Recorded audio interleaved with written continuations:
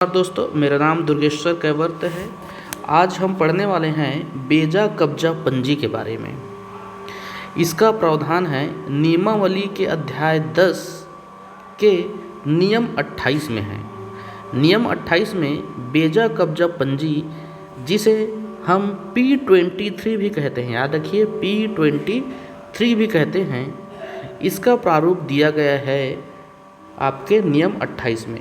नियम 28 कहता क्या है कि इसी में एक नियम 9 में का उप पॉइंट 3 है। उप पॉइंट 3 क्या कहते हैं कि पटवारी का कर्तव्य है, क्या कर्तव्य है कि राज्य की भूमि या शासन की किसी भी बंजर भूमि, जंगल या सिंचाई कार्य पर या किसी भी अन्य सार्वजनिक मार्ग पर बेजा कब्जा यदि कोई करता है तो उसका प्रतिवेदन पटवारी जो है अपने फार्म में हल्के के अनुसार भरकर बेजा कब्जा की एक पंजी रखेगा और पटवारी अपने प्रभार के प्रत्येक ग्राम के लिए पृष्ठों का अलग अलग सेट तैयार करेगा। किसका? बेजा कब्जा का। और इस बेजा कब्जा का रिपोर्ट किसको देगा? आरआई को देगा संबंधित कार्यवाही करने के लिए। तो आइए देखते हैं इस पंजी में क्या क्या होता है। सबसे पहला जानिए कि बेजा कब्जा पंजी यह P23 के फॉर्मेट में होता है। किसके फॉर्मेट में? P23। इसमें कुल 11 खाने होते हैं। कितने खाने? 11 खाने। यह पंजी हल्कावार तैयार किया जाता है। नेक्स्ट पॉइंट, ठीक, हल्कावार तैयार किया जाता है। इसमें अलग अलग ग्रामों के लिए अलग अलग पृष्ठ का सेट बनाया जाता है। ठीक, इस पंजी में कौन कौन से भूमि पर अतिक्रमण का विवरण रहता है तो ध्यान रखिए।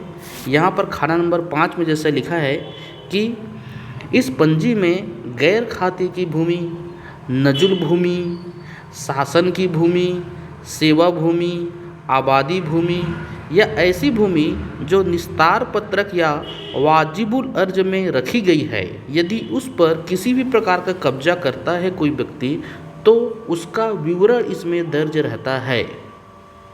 क्लियर है? अब देखिए, एक क्वेश्चन आता है एग्जाम में कि ये जो अतिक्रमण किया जाता है किसी व्यक्ति द्वारा, उसका विवरण किस किस अभिलेख में रहता है। तो मैं यहाँ आपको बता देता हूँ कि खसरा 5 साला में रहता है, कैफियत के खाने में खसरा में रहता है।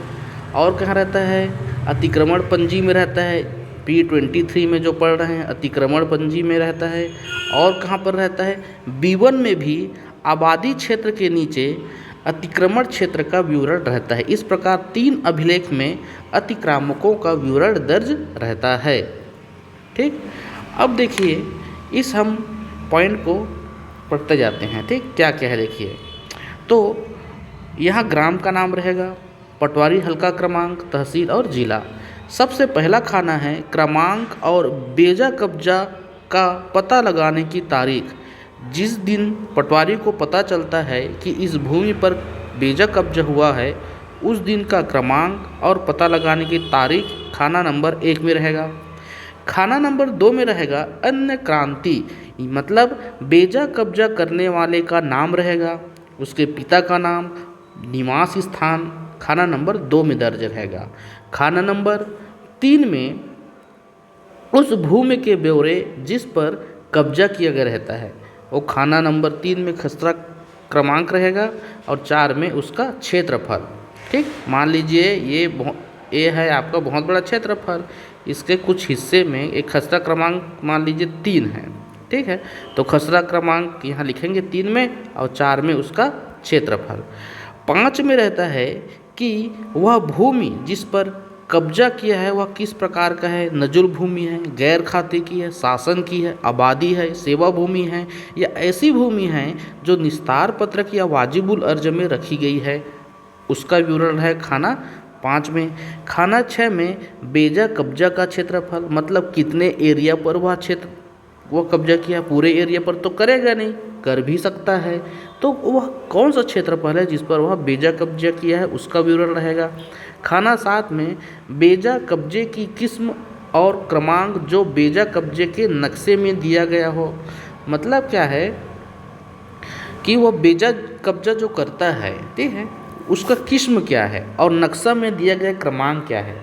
पटवारी क्या करता है कि अपने गांव में जितने भी बेजा कब्जा रहता है उसका अलग से नक्शा बनाता है और हर नक्शे का क्रमांक देता है। ठीक है, 1 क्रमांक, 2 क्रमांक, 3 क्रमांक, तो उसका क्रमांक भी रहेगा। ठीक, और किस्म यहाँ लिखा जाएगा साथ में। ठीक, 8वां में क्या रहता है, ये जो बेजा कब्जा है उसका प्रतिवेदन बनाने के बाद वह आरआई को भेजता है। ठीक है, आरआई के मार्फत भेजता है प्रतिवेदन जो है। तो आरआई को जब भेजता है, ठीक है, तो आरआई या तहसील को रिपोर्ट करने की तारीख खाना 8 में दर्ज रहेगा। खाना 9 में क्या रहता है कि तारीख सहित अंतिम आज्ञा और मामले का क्रमांक यदि हो।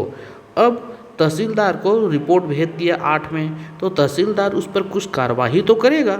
ठीक, तो राजस्व अधिकारी उस पर कुछ कार्यवाही करते हैं, बेजा कब्जा हटा रहे हैं कि क्या कर रहे हैं, कि उस पर शास्ति लगा रहे हैं। ठीक है, तो उसका जो राजस्व अधिकारियों के द्वारा जो आज्ञा और मामले का क्रमांक जो है यहाँ खाना नंबर 9 में रहता है। खाना नंबर 10 में रहता है रिपोर्ट मिलने के प्रतीक स्वरूप राजस्व निरीक्षक के हस्ताक्षर। ठीक है, जब भी देखिए ये जो राजस्व निरीक्षक जब भी हल्का में आता है, ठीक है, तो रिपोर्ट मिलने के प्रतीक स्वरूप राजस्व निरीक्षक के यहाँ हस्ताक्षर ले लिया जाता है खाना नंबर 10 में, और 11 में रहता है कैफियत। ठीक, ध्यान रखिए कि पटवारी द्वारा पता लगाए गए प्रत्येक बेजा कब्जे का रेखा चित्र पैमाने के अनुसार 2 प्रति में बनाता है पटवारी। ठीक है, एक प्रति नक्शा जो है, पटवारी जैसे ही गया बेजा कब्जा का पता लगाने, तो पटवारी क्या करता है उसका पंचनामा बनाएगा बेजा कब्जे का, उसका नक्शा बनाएगा। ठीक है, और उसके साथ खसरा या जो भी भू अभिलेख है उससे संबंधित उसको अटैच करके एक पटवारी प्रतिवेदन बनाएगा। ठीक है, अब ये जो एक सेट जो है एक प्रति नक्शा का अपने पास रखता है, एक प्रति जो है प्रतिवेदन के साथ, जो भी प्रतिवेदन के साथ डॉक्यूमेंट है उसको अटैच करके हल्के के राजस्व निरीक्षक के पास भेज देता है। और जब भी राजस्व निरीक्षक दौरा करता है तो उसको यह पंजी दे देता है, ये प्रतिवेदन, और इसका एक रिपोर्ट ले लेता है। उस रिपोर्ट का यहाँ रिपोर्ट मिलने का प्रतीक स्वरूप आरआई के यहाँ हस्ताक्षर भी ले लेता है पटवारी। ठीक है, तो इस प्रकार से यह बन जाता है। क्लियर? तो ये टोटल आपके 11 खाने हैं और 11 खाने में इस प्रकार से एंट्री होता है। यहाँ पर देख लीजिए इसका नोट्स भी है। ठीक है, इस पंजी में कुल 11 कॉलम होते हैं। हल्का वार तैयार किया जाता है, अलग अलग ग्राम के लिए अलग अलग पृष्ठ सेट करते हैं। ठीक है, इसमें किस प्रकार की भूमि को दर्ज किया जाता है बहुत इंपॉर्टेंट है। ठीक है, यहाँ से भी क्वेश्चन आते हैं। अतिक्रमण क्षेत्र का प्रावधान कहाँ कहाँ पर है, ये इसका भी क्वेश्चन में आता है। ठीक है, अब देखिए कि सेवा भूमि वाजिबुल अर्ज में अभिलिखित भूमि पर यदि कोई अतिक्रमण करके फसल बोता है तो उस फसल को हम कहाँ पर एंट्री करते हैं, तो खसरा 5 साल के खंड 2 के खाना 4 और 5 में दर्ज करते हैं। ध्यान रखिएगा। ठीक है, और किसने अतिक्रमण करके फसल लिया उसको हम उसी खंड के कैफियत में दर्ज करेंगे।